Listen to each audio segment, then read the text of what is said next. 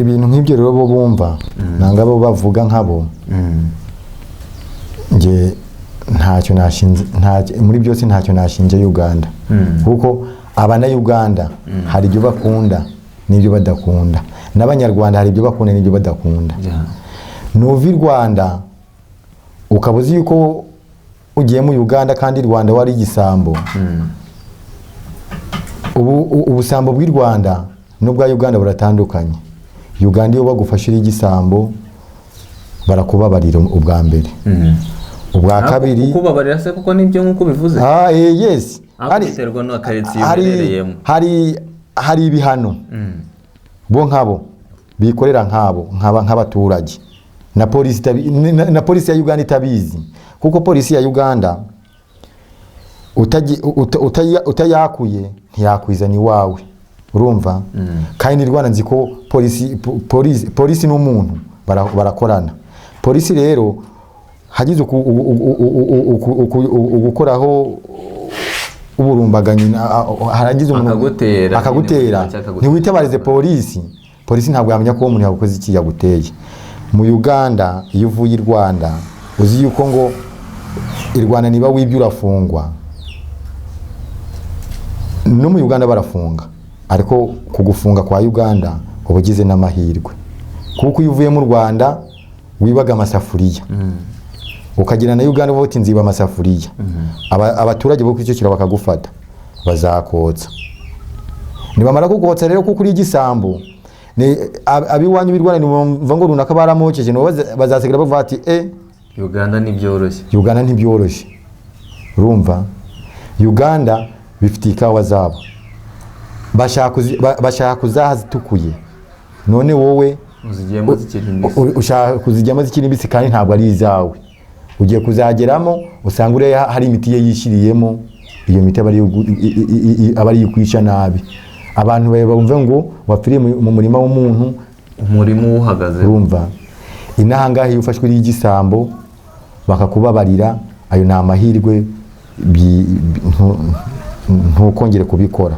Iyo ushatse kuvuga ati ndabikoze nongeye barakotsa kandi barakwica kuko buri igisambo kandi bo nabisambo bakeneye. Mu Uganda ntabwo bashaka ibisambo kuko ibyo gukora birahari nta kuntu naza ngo tugende duhinga mu gitondo ngo he ibihumbi 5 bya Uganda ibihumbi 7 bya Uganda wange nimugoro nijoro ngufatire mu kawa zanjye ndeke kwakurira abantu ngo bakwicira umungumu. Ibyo nibyo bihano bya Uganda abaturage ba Uganda bo bashaka niba ufashwe iri igisambo bashaka kukwica. Naho mu Rwanda iyo ufashwe no gutabaza bakakujyana kwa mukuru w'umudugudu akakura polisi kagufata urumva ibyo nibyo tudashaka. Polisi ya Uganda iravuga ngo ubwo muri make abantu bari hakurya iyo ngiyo aho muherereye hose niba uje mu gihugu uje gusura ukora ikikuzanye niba uje gushaka icyo gukora vayo ukore nk'uko bikwiriye ita ku bintu byawe mu buryo bwawe mu gihe cya nyacyo wijya mu by'abandi wikora iki kuko nujya mu by'abandi uraza kuyoba birangire hari impanuka uhuye nabyo. Niba uje mu Uganda uje gupagasa usize umuryango wawe Rwanda ngwino usange banizo nje banyita nizo urumva hano mu Uganda hano mu Uganda usibye irangamuntu yanjye nerekana bakavuga ati ni Nahimana Gracie nje mfite irangamuntu ya Uganda nta Rwanda mfite inahangaha iyo uvuze nje pagasa usubire kureba umuryango wawe hari cyo ujaniye. Niba uje kwiba nta mahirwe yo gusubira ufite bazakwica urumva ubwo hano mu Uganda kandi mu Uganda harimo amahoro. Uganda ifite amahoro iyo ugeze mu kwifata neza ukakora akazi kawe niba ari gupagasa ugapagasa niba ari kwikoresha akazi kawe Uganda nta kibazo cyayo nta kibazo na kimwe kirimo.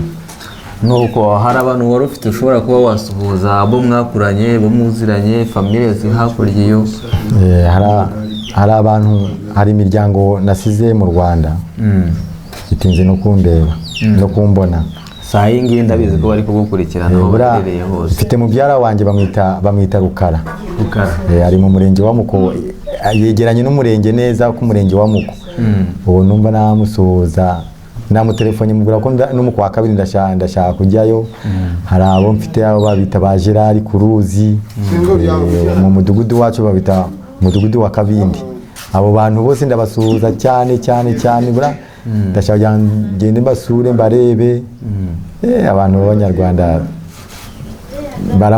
baramukazi banjye bari mu karere ka Rusizi, ayo muri Zavunga, abo bose ndabasuhuje. Ni abashiki bawe ugira yose? Bashiki banjye bari mu Uganda. Bose bari mu Uganda. Na mukuru wanjye mfite mukuru wanjye mu Rwanda bamwita Munyaneza. Araho Kuruzi. Bura nawe ni iminsi mike nkagenda nkamureba. Okay.